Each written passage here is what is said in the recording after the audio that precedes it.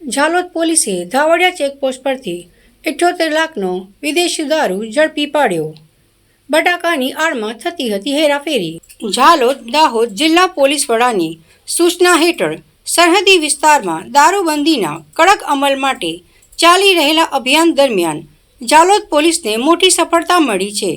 ગત મોડી રાત્રે પોલીસે ધાવડિયા ચેકપોસ્ટ પરથી એક ટ્રકમાંથી બટાકાની આડમાં ગુજરાતમાં ઘુસાડવામાં આવી રહેલો વિદેશી શરાબનો મોટો જથ્થો ઝડપી પાડ્યો છે. પોલીસની પ્રાથમિક તપાસમાં ટ્રકમાંથી અંદાજે 800 પેટી જેટલો દારૂ મળી આવ્યો છે, જેની કિંમત 78 લાખ થવા જાય છે. ડીવાયએસપી ડી.આર. પટેલના માર્ગદર્શન હેઠળ પીઆઈ રવિ ગામિત અને ઝાલોદ પોલીસ સ્ટેશનનો સ્ટાફ ધાવડિયા ચેકપોસ્ટ પર નિયમિત ચેકિંગ કામગીરી કરી રહ્યો હતો. તે દરમિયાન એક શંકાસ્પદ ટ્રક ત્યાંથી પસાર થતાં પોલીસે તેને અટકાવી હતી. ટ્રકની તલાશી લેતા ઉપર બટાકા ભરેલા હતા, પરંતુ જ્યારે પોલીસે ઊંડાણપૂર્વક તપાસ કરી ત્યારે નીચેના ભાગમાં દારૂની પેટીઓ છુપાયેલી જોવા મળી હતી.